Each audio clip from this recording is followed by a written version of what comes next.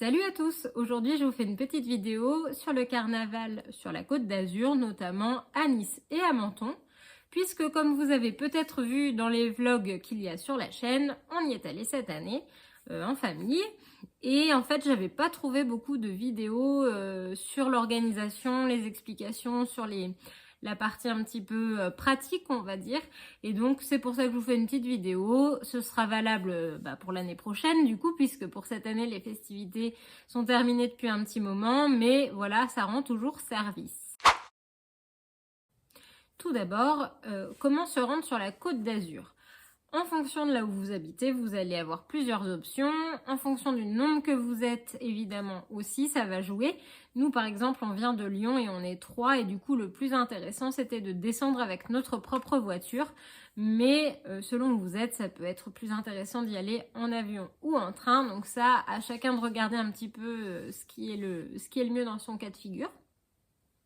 Par contre, une fois sur place, il y a quand même pas mal de monde avec tous ces événements-là, un petit peu de circulation, pas forcément de facilité pour se garer, bien que quand même, nous, on a résidé à Nice, il y avait énormément de parking, tout ça, c'était bien organisé, mais quand même, on s'est déplacé d'une ville à l'autre par le train, je vais vous en parler tout de suite. Donc moi, ce que je vous conseille dans tous les cas, c'est de vous mettre pas trop loin d'une gare.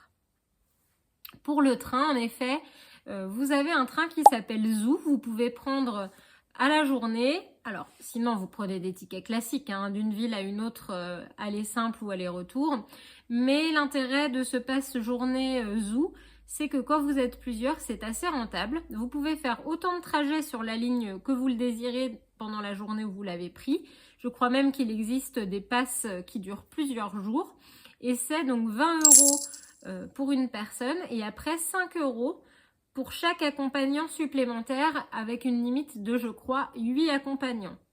Nous, on avait fait le calcul, si on prenait des tickets aller-retour, non même aller simple, je crois, individuel, entre Nice et Menton, ça nous revenait en tout à 37 €. Alors que là, pour 30 €, donc 20 € plus 5 puisqu'on était 3, on avait le nombre de trajets qu'on voulait. Donc c'était bien plus intéressant. C'est quand même assez chargé au niveau du train, donc mieux vaut se prévoir un petit peu en avance et partir relativement tôt le matin. Nous, on a dû partir vers 9h30, quelque chose comme ça, donc c'était pas non plus à l'aube, mais ça permettait d'avoir un petit peu de marge pour arriver et puis pour visiter un peu la ville, tout ça. Voilà. Le soir, pareil, évidemment, à la fin de l'événement, va y avoir pas mal de monde qui va repartir avec le train, mais ne vous inquiétez pas, tout ça est très bien organisé. Il y a énormément d'agents SNCF et de sécurité avec des barrières pour gérer le flux des gens, donc ça se bouscule pas. On monte dans le train, ça va très bien, mais voilà, juste pour pas louper votre événement si vous venez dans l'après-midi ou même le soir, il faut vous y prévoir un petit peu avec de la marge. Pour en revenir au logement. Nous, on avait opté pour loger à Nice, tout simplement parce que c'est là qu'on avait les tarifs qui étaient les plus intéressants. Et on a pris un logement qui était à peu près à mi-chemin entre la gare et le centre-ville. Ça nous permettait de faire 10-15 minutes de marche vers la gare, 10-15 minutes de marche pour être sur la promenade des Anglais ou la place Masséna, bref, là où il y avait les festivités. Alors, notre logement, il s'appelait Nice Riviera Sweet Home. Et pour 2 nuits, on a payé 146,82 €, donc en pleine période du carnaval, donc c'était hyper raisonnable et le logement est très bien. Encore une fois, je vous mettrai peut-être une ou deux images ici, mais je vous invite à aller voir les vlogs si vous voulez en savoir plus. Ensuite, on va en arriver au carnaval en lui-même. Alors, je vais d'abord vous parler du carnaval de Nice. Le carnaval de Nice, vous avez plusieurs événements qui y sont associés. D'abord, vous avez une exposition des grosses têtes, là, les chars principaux sur la place Masséna, avec toute une sorte de fête foraine, il y a une grande roue, il y a des manèges pour enfants, tout ça. Donc ça, c'est accessible tout le temps, en dehors des moments où il y a les manifestations, les défilés. Pour les défilés en eux-mêmes, vous avez le corso qui est en journée, donc là, c'est un défilé, ça, on n'y a pas assisté, avec justement de la musique et puis les chars avec les grosses têtes. Vous avez le corso illuminé, donc c'est exactement sur le même principe, mais c'est le soir, donc avec des lumières. Et puis, vous avez la bataille florale, ce que nous, on a fait. Donc là, c'est également un défilé avec des chars, mais en fait, ces chars, ils sont entièrement fleuris. Vous avez des personnes dessus qui vous envoient les fleurs. Donc il y a 2 passages et l'objectif, c'est de récupérer des fleurs pour faire un bouquet.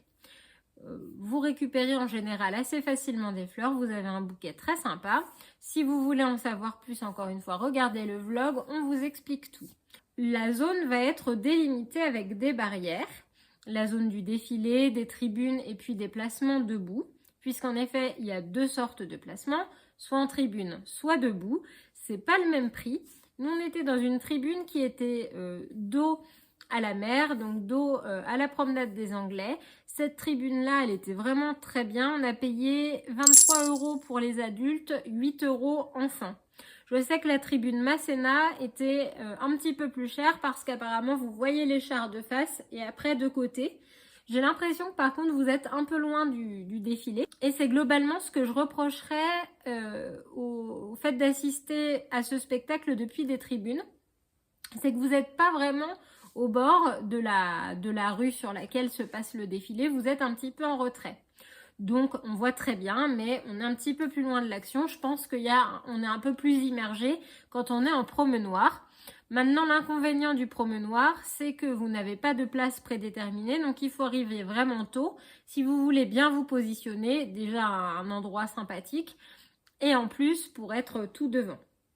L'avantage des tribunes, comme vous avez une place numérotée, vous pouvez vous permettre d'arriver un petit peu plus tard et d'attendre beaucoup moins longtemps.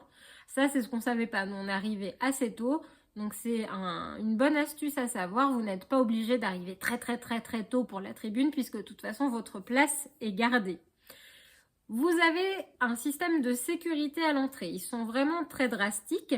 Donc, moi, ce que je vous recommande, c'est d'arriver vraiment le plus léger possible. De toute façon, ils n'acceptent pas les gros bagages, les gros sacs, les trépieds, les bouteilles, les casques de moto, tout ça, ils n'acceptent pas. Donc vous prenez un petit sac léger, une petite banane, ce que vous voulez, qui puisse bien s'ouvrir, où ils peuvent vérifier qu'il n'y a rien qui craint, et comme ça, vous passez rapidement à la sécurité. C'est très bien organisé, encore une fois, il y a beaucoup de fils, mais ça passe vite. Hein. Et puis les gens sont vraiment très agréables, très sympathiques, donc franchement, ça pose pas de difficulté. Ils vous disent, je crois, pour un spectacle qui commence à 14h30, d'arriver à 11h. Alors, effectivement, si vous êtes en promenoir, vous avez tout intérêt à arriver à 11h, de façon à passer dans les premiers à la sécu, et après d'aller vous positionner. Par contre, après, ça vous fait longtemps à attendre. Si vous êtes en tribune, franchement, vous arrivez vers 13h, à mon avis, vous êtes mais large de chez large. Moi, je dirais, par contre, pas plus tard que 45 minutes avant le début du spectacle pour avoir le temps de se positionner.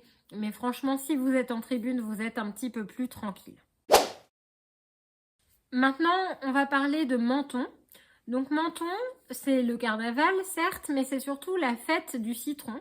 Et vous avez à nouveau plusieurs festivités.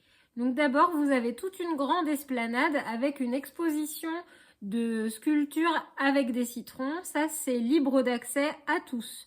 Donc là, vous allez avoir quand même énormément de monde parce que même les gens qui n'assistent pas au spectacle peuvent venir voir ceci. Vous avez également un marché de l'artisanat. Vous pourrez acheter des citronniers, goûter de la limonade au citron de Menton. Vous avez du limoncello, des confitures, des citrons confits, que sais-je, des tas de choses. Attention, si jamais vous assistez au spectacle, sachez qu'il est interdit de rentrer dans l'enceinte du spectacle. Donc même chose qu'à Nice, hein, on a des rues qui sont privatisées, donc on ne peut rentrer que par le point de sécurité. Et il est interdit de rentrer avec des bocaux, des bouteilles, ce genre de choses. Donc n'achetez pas au marché de l'artisanat avant de rentrer, autrement vous allez devoir laisser vos objets à la consigne, achetez plutôt en sortant. Voilà, ça c'est vraiment ultra important parce que nous, il y a pas mal de gens qui s'étaient fait entre guillemets avoir. Outre ceci, vous avez possibilité de faire des visites guidées. Il y a des endroits, l'Orangerie, vous avez des visites guidées de la ville, vous avez l'accès à une collection d'orchidées. Tout ça, c'est des billets que l'on prend à part, mais ce sont des activités complémentaires que l'on peut faire. Il y a même, j'ai vu un atelier de taille de citronnier. C'est disponible sur le site de la fête du citron de Menton. Je vous mettrai en lien d'ailleurs dans la description les liens vers les sites de ces événements-là et vous pouvez tout retrouver. Maintenant, donc, pour le carnaval en lui-même, vous avez le Corso des fruits d'or. C'est le spectacle qui a lieu en journée. Ça, c'est ce que nous avons fait. Et vous avez le Corso, comment ça s'appelle ? Le Corso nocturne. Et ça, c'est la même chose, mais la nuit. Ça doit être très sympathique aussi. Nous, on l'a pas fait parce qu'on devait partir tôt le lendemain matin et qu'on n'avait pas envie de terminer la journée trop tard. Mais je pense que ça vaut vraiment aussi la peine. Alors, c'est un petit peu le même principe qu'à Nice. Le spectacle commence à 14h30, mais on va vous dire d'arriver vers 11h. Dans tous les cas, si vous venez en train, je vous conseille d'arriver relativement tôt, de façon à pas galérer avec vos transports, d'avoir le temps de visiter justement le marché artisanal, d'éventuellement goûter des petites choses, de voir les statues, de faire vos photos, etc. Après, contrairement à Nice où je vous conseille de rentrer pas forcément tout de suite parce que ça vous fait attendre longtemps, là à Menton, une fois que vous avez passé la sécurité, vous avez tout un tas de restaurants et de stands de snacking que vous pouvez aviser, où vous pouvez aller manger. En général, ils ont des menus uniques, alors il y en a tout un tas de sortes. Et vous pouvez manger là. Nous, c'est ce qu'on a fait et c'est ce que je vous recommande.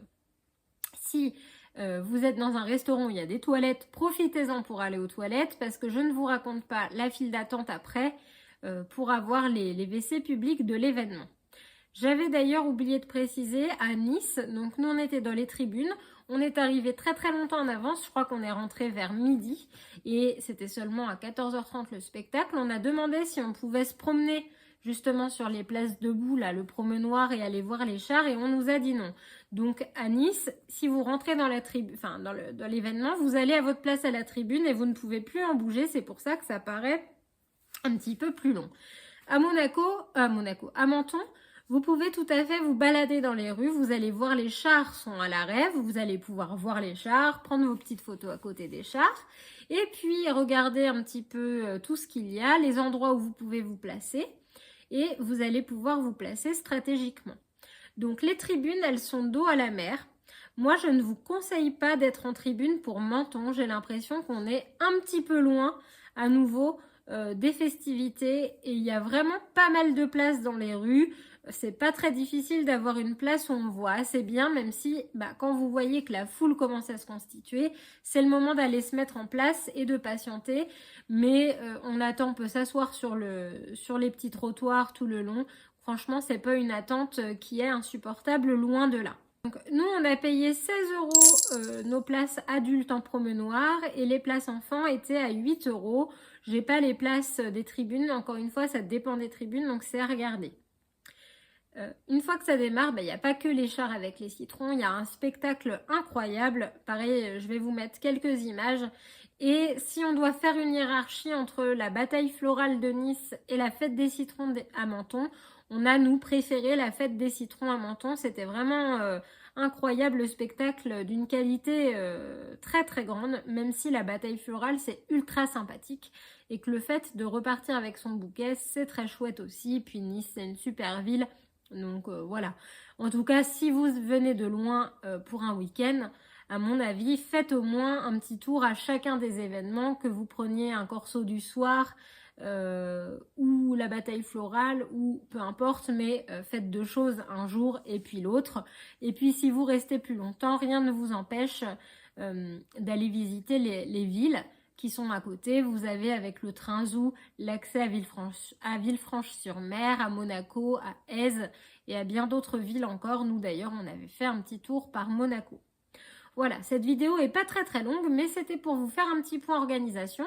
J'espère que ça pourra servir à certains parce que moi, je me demandais un petit peu comment ça se passait, s'il fallait qu'on vienne vraiment très en avance, tout ça. Donc voilà, si vous avez des questions auxquelles je n'ai pas répondu, n'hésitez pas à les mettre en commentaire et je vous dis à bientôt!